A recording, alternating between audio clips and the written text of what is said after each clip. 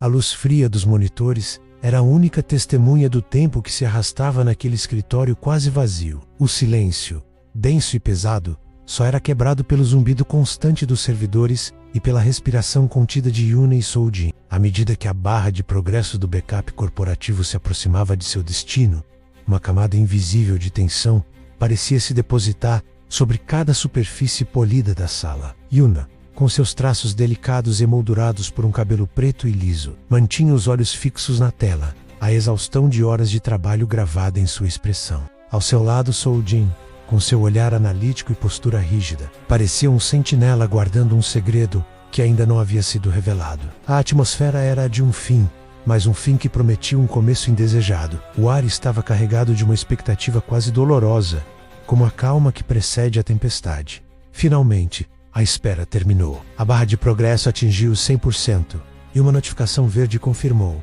backup concluído. Um suspiro coletivo, quase inaudível, escapou das duas. Era o alívio de uma tarefa monumental finalmente finalizada. A promessa de que logo poderiam deixar para trás as paredes de vidro e o cheiro de café requentado para encontrar o descanso merecido. No entanto, a tranquilidade foi brutalmente estilhaçada no instante seguinte. Uma nova janela de diálogo surgiu, pequena e discreta, mas com um conteúdo alarmante. Uma linha de texto em vermelho piscava como um aviso de perigo iminente. Um arquivo não copiado. A mensagem, tão simples, carregava o peso de uma falha inexplicável no sistema que deveria ser infalível. O alívio se transformou instantaneamente em uma nova onda de ansiedade, mais fria e cortante que a anterior. O olhar cansado de Yuna se aguçou, focando no aviso. Sua mente, já esgotada por uma longa jornada de trabalho, começou a correr em busca de uma explicação lógica. Porque só um ficou de fora. Ela murmurou para si mesma,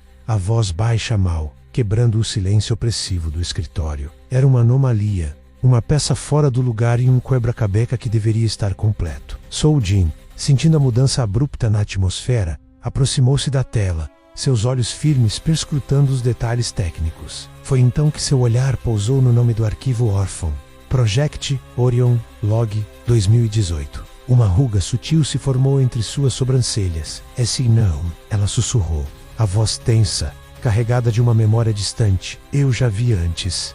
A frase pairou no ar, um eco de um passado que ambas pensavam ter sido enterrado sob anos de novos projetos e reestruturações corporativas. O cursor do mouse, controlado pela mão hesitante de Soljin, flutuava sobre o nome do arquivo como um fantasma indeciso. Abrir ou não abrir? A questão pairava entre elas, tão palpável quanto a poeira que dançava nos feixes de luz dos monitores. O clique, quando finalmente veio, soou anormalmente alto no ambiente silencioso, como uma pedra atirada em um lago adormecido. Um instante de silêncio se seguiu, enquanto o sistema processava o comando. A tela piscou, e o arquivo se abriu, não com a clareza esperada, mas com uma confusão de dados fragmentados, logs corrompidos e datas que remontavam a um período que a empresa preferia esquecer. Eram apenas pedaços, fragmentos de informação, mas juntos começavam a pintar um quadro incompleto, porém inegavelmente comprometedor. Soljin prendeu a respiração, o ar gelado queimando seus pulmões. A quilômetros dali, mas em um corte rápido e desconectado, a figura de Minho foi vista saindo apressadamente do prédio principal.